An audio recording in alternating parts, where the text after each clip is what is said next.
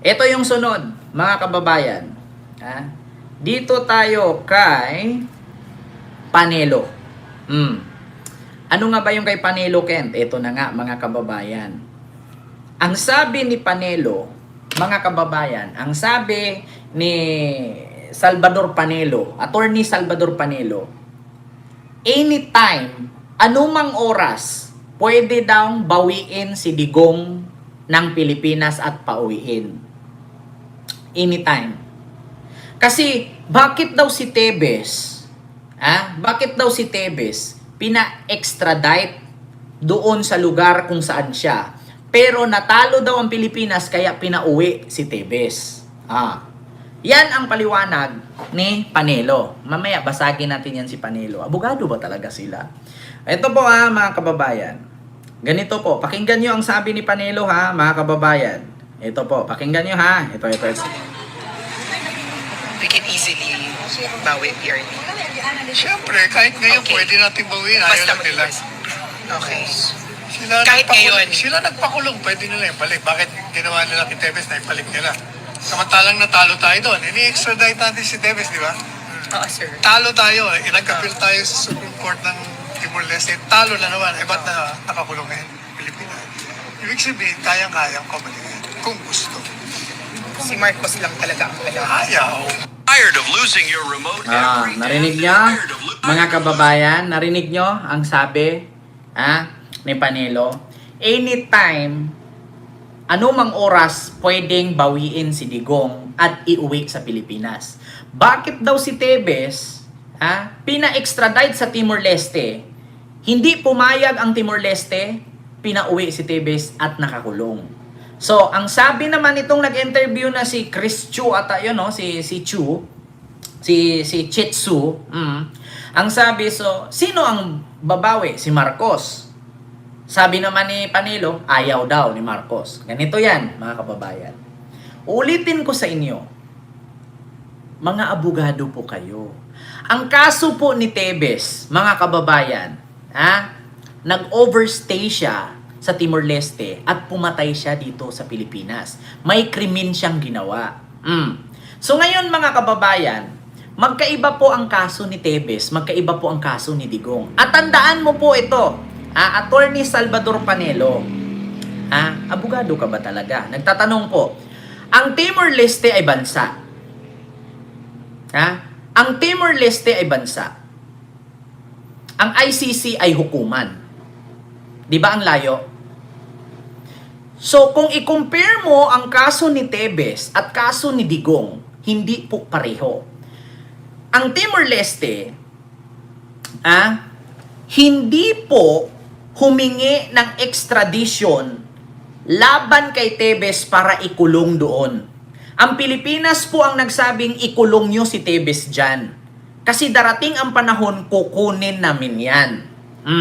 So ngayon nga ang nangyari, nakipaglaban ang Pilipinas para doon ikulong si Tebes, pero hindi pumayag ang Timor-Leste, inuwi si Tebes at dito nakakulong. Ang tawag doon, extradition. So ngayon mga kababayan, ang kaso ni Digong sa ICC, ang ICC po ay korte. Ang extradition is apply only to a country. But the ICC, no extradition request diyan. Kasi ang ICC is a trial court. International Criminal Trial Court yan. Hindi po siya bansa. I-explain ko na naman ba ulit yung in-explain ni Attorney Gary De Leon? Ito, mga kababayan. Ito tayo, Gary De Leon. Pakinggan natin mga kababayan. Ayan, Gary De Leon, Attorney Gary De Leon. Anong apelyido nun, mga kababayan? Gary De Leon ba yun? Attorney De Leon. Dino De Leon. Ano ang malaking pinagkaiba ng impeachment complaints laban kay VP Sara at BBM? Ito mga kababayan. Ipapaano kayo sa inyo ito? Wait lang. Hindi napadaan sa tantrum. Mga nagot. Ayan, Chinese, Pro-Chinator, China, Panawagan. Ayan, wait lang po mga kababayan.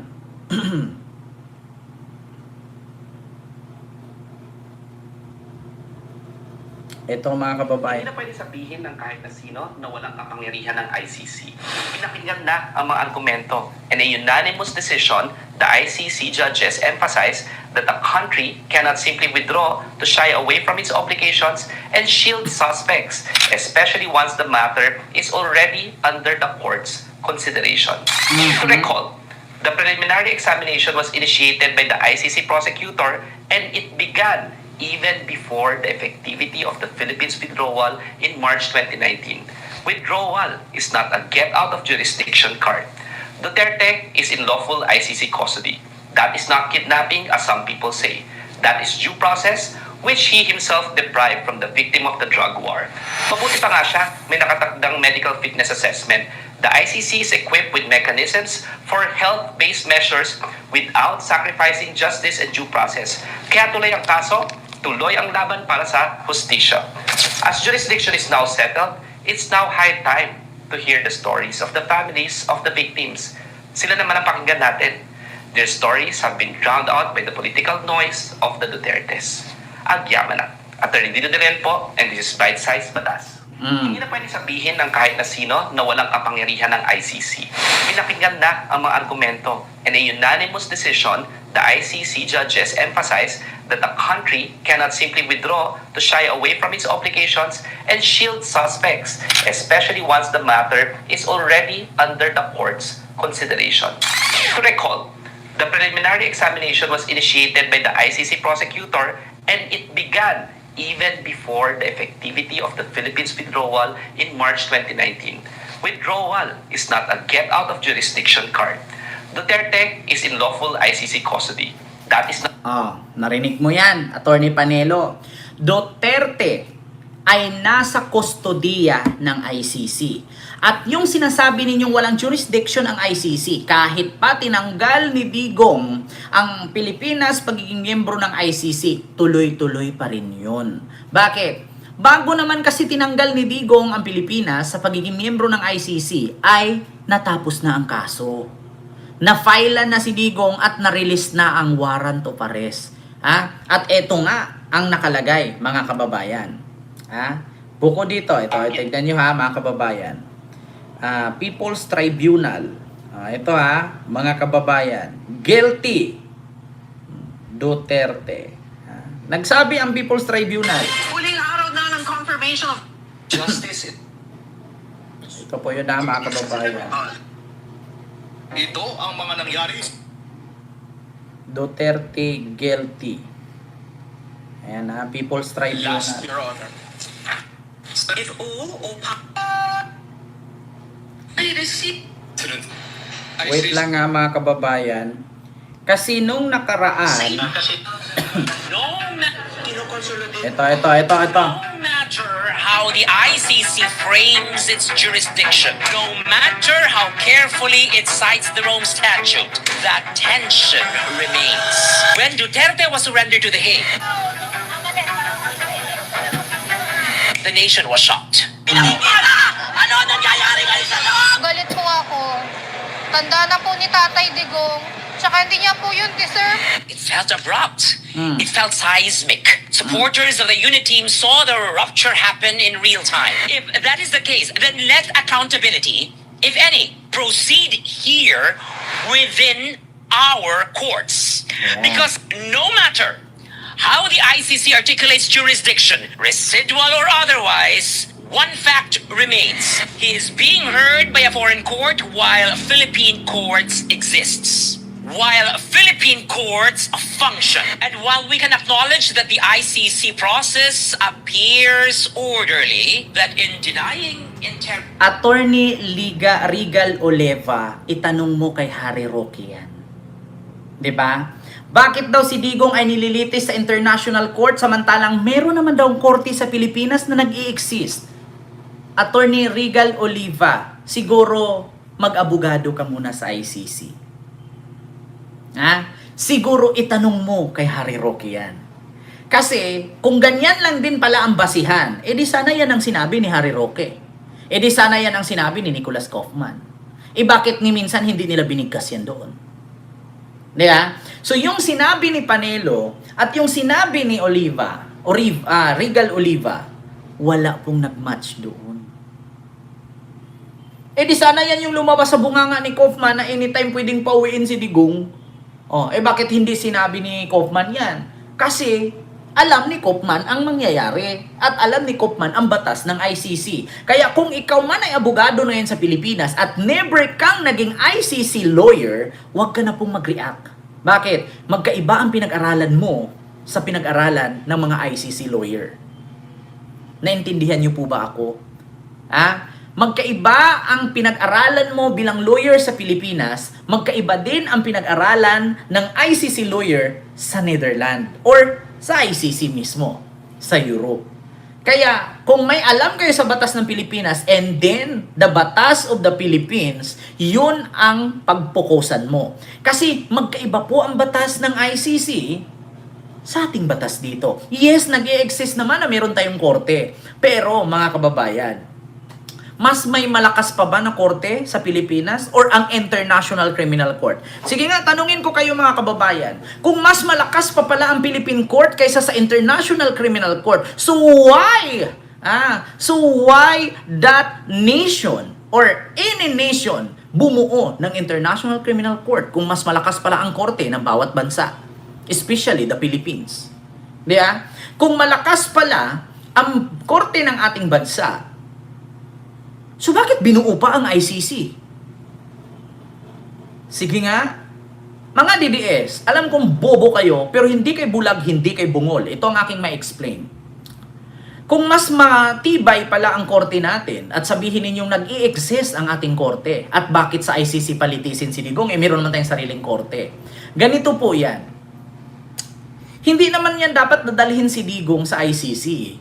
Kung dito pa lang sa bansa natin, ay ginampanan na ang batas natin. Ano bang nangyari sa ating bansa?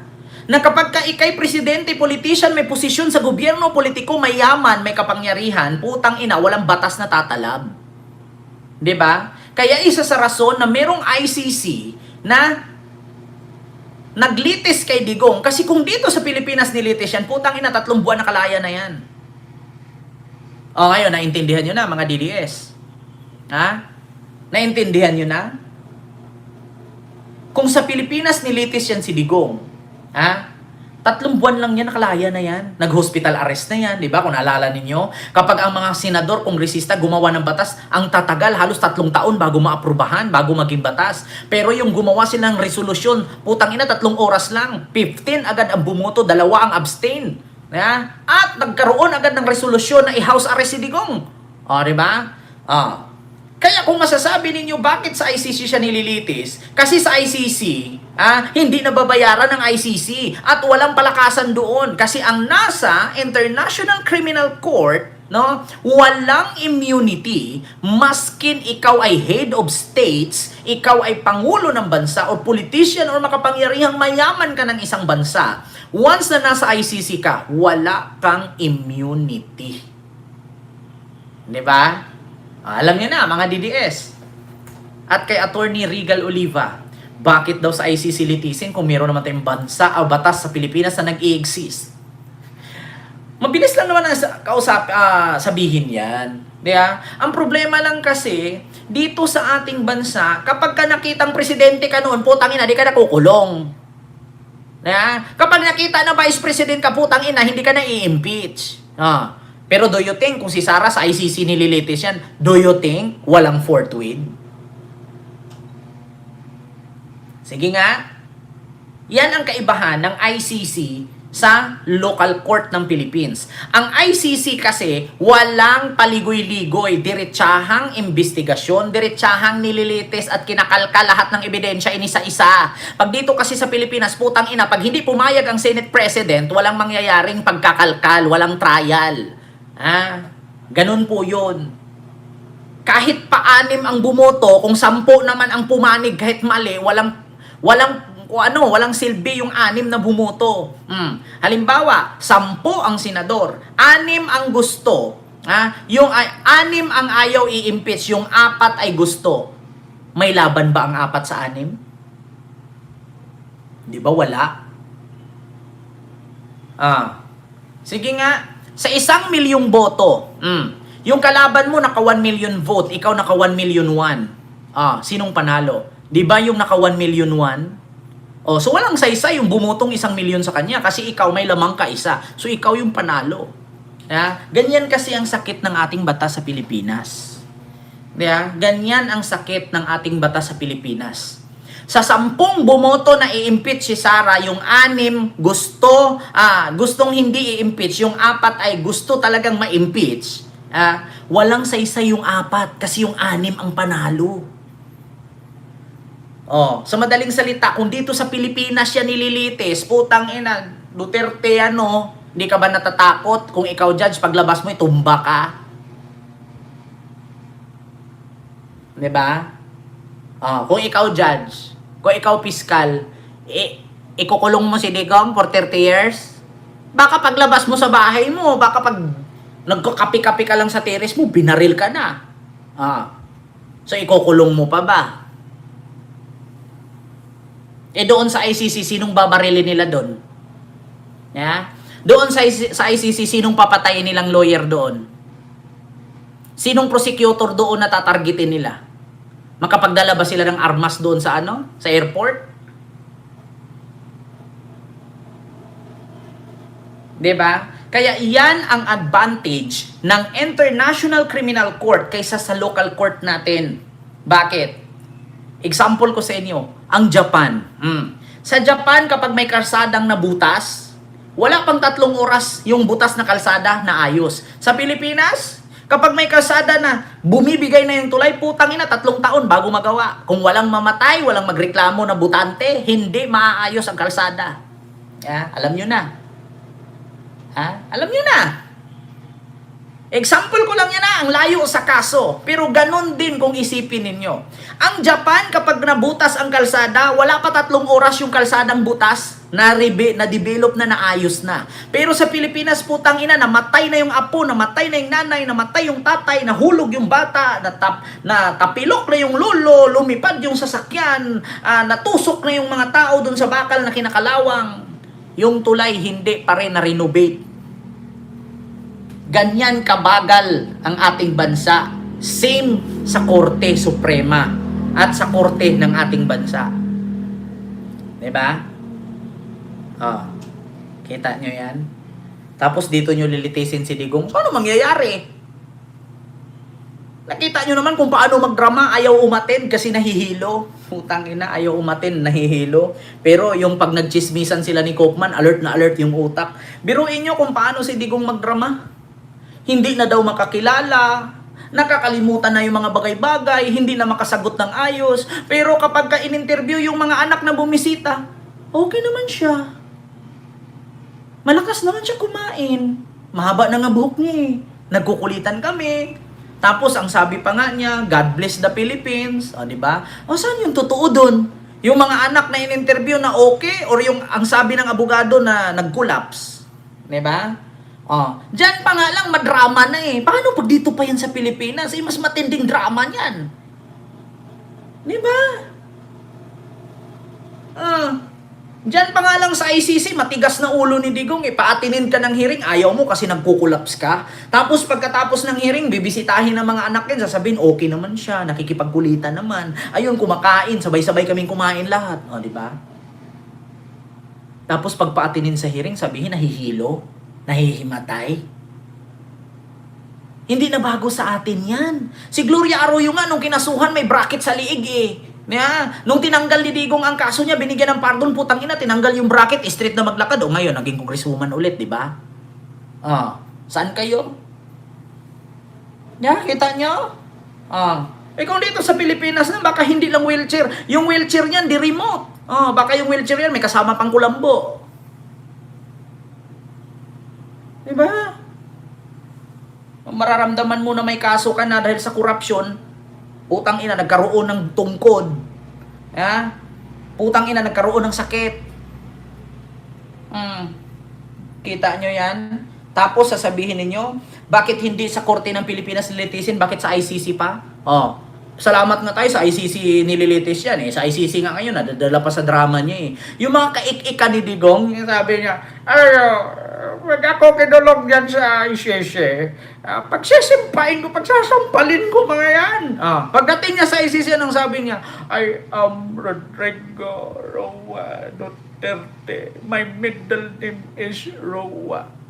Utang ina mo, wala pang 24 hours, nagkautal-utal ka na magsalita. Samantalang nandito ka sa Pilipinas, putang ina mo, pinagmumura mo yung ICC, sisipain mo, sasampalin mo.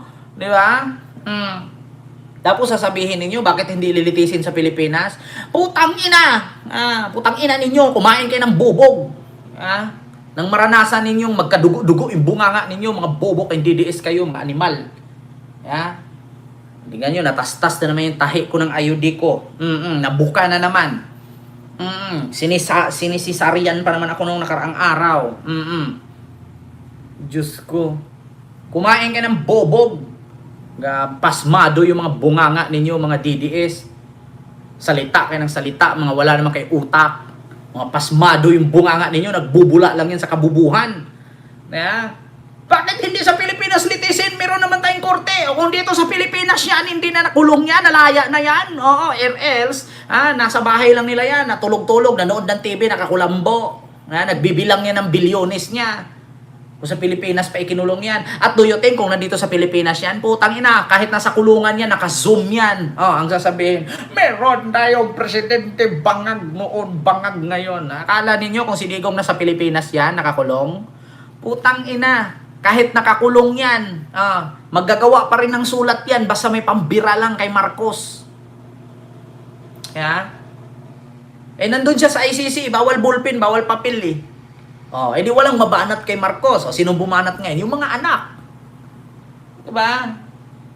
Alam niya na. Ay, Diyos ko. Kung dito sa Pilipinas, kinulong yan, paputol ko daliri kung 4. Kung hindi, naka-house arrest yan. Putang inang yan. Kung hindi, naka-hospital arrest yan, naka-wheelchair yan. Pag may media, gumaganon. Pag walang media, apo ko, wag mong subukan, masira ang buhay mo. Ganon yan, putang ina. Alam nyo ba, mas magaling si Digong mag-acting kaysa kay Uji Diaz. Totoo yan. Baka nga sa 2028, tatakbo pang mayor ulit yan. Kung sa Pilipinas siya nililites, putang ina. Baka nga sa 2028, baka nga mag-vice president pa yan. Ay, nako. Tapos kakampihan pa ng mga senador yan. I-house arrest kasi matanda na. Putang ina. Pasalamat tayo may ICC. Ang ICC talaga sagot na. Sagot ng katiwalian, sagot ng kadramahan, at sagot ng kaartihan ng mga politikong kawatan. Deserve. Diba? No daw? Tapang-tapang magsalita, ayaw naman humarap, didi shit. Nako. Yan yun, totoo mga kababayan. Kaya anytime daw pwedeng pauwiin. So, ito pa, sabi ni Panilo, anytime pwedeng kunin si Digong at pauwiin sa Pilipinas. Sabi naman nung nag-interview, sino ang si Marcos? Ayaw eh. Ayaw daw ni Panilo. So, ano gusto nyo mangyari? Si Marcos pa ang luluhod sa mga Duterte para pauwiin si Digong? Si Digong ang may kasalanan sa mga Marcos, hindi si Marcos ang may kasalanan kay Digong. Bakit ni minsan nakarinig kayo ng pinagmumura ni Marcos, si Digong, si Sara, si Baste, si Pulong? Ni minsan ba sinabi yung, putang ina mo, Pulong, Sara, Digong? Narinig nyo ba mula kay Lisa yan? Narinig nyo ba mula kay Marcos yan? Wala. At bakit si Marcos ang magpauwi kay Digong? Kakapal ang pagmumukha ninyo. Kung pauwiin sa Pilipinas yan, mas lalong gugulo yung ating bansa. Kasi kahit nakahiga na lang yan, once na makasalita pa yan ng putang ina mo, tuloy ang panggagamit ng mga DDS dyan. Hanggat si Digong, makakahawak pa ng tungkod, hanggat si Digong alam pa magsuot ng damit, tuloy ang paghahasik ng lagim niyan. Kaya dapat lang mabulok yan siya dyan sa ICC. Dapat nga maubos lahat ng DDS politician dyan sa ICC. Para dyan na kayo magtayo ng dynasty.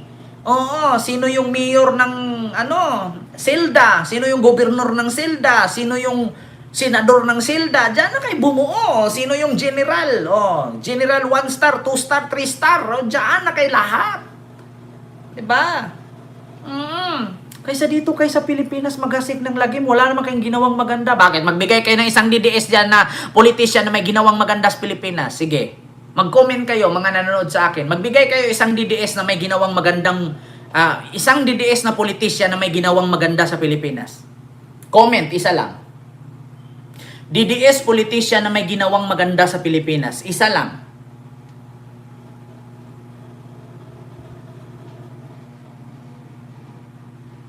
Di ba wala? Sinong DDS politician na may posisyon ngayon na nakaupo sa gobyerno na may ginawang maganda na mamamangha tayo? Wala akong pinangalanan, nagtanong lang. Sino? Meron ba?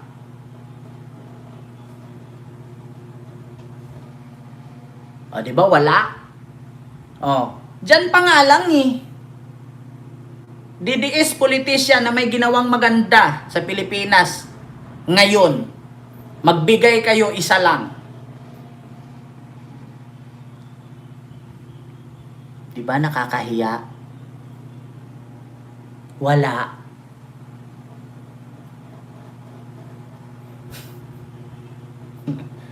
Di ba?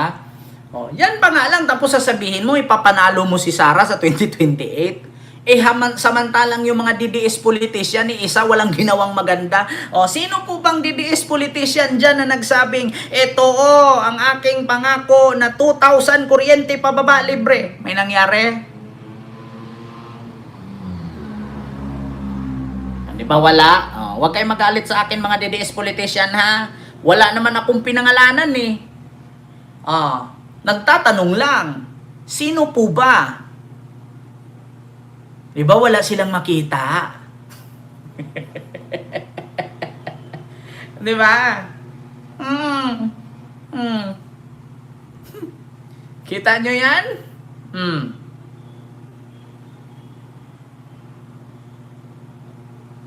Wala. Nga. Tapos iboto nyo pa?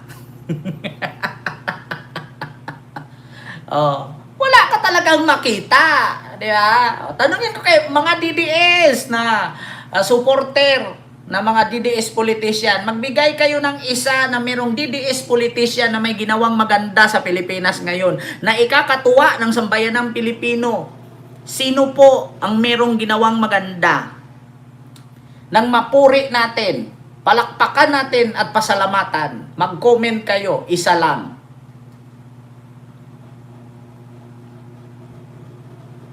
Diba wala?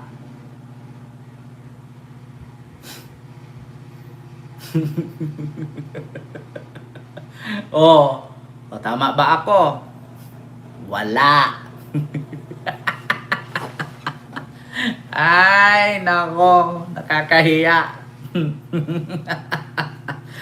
So yun lang mga kababayan. Yung ating reaksyon sa mga oras na ito. Diba wala naman talaga? O kahit sino nga isa-isahin nyo, wala Ito i-screenshot nyo yan, i-upload nyo. Sinong politikong DDS na may ginawang maganda ngayon sa Pilipinas ng ating mapasalamatan at mapuri? Sino po? Mag-comment kayo, isa lang. Yung napapakinabangan ng taong bayan yung gumawa ng maganda at may nagawang maganda, sino po? Mag-comment kayo, isa lang. Sino sa mga DDS politician? Wala akong pinangalanan, nagtanong lang ako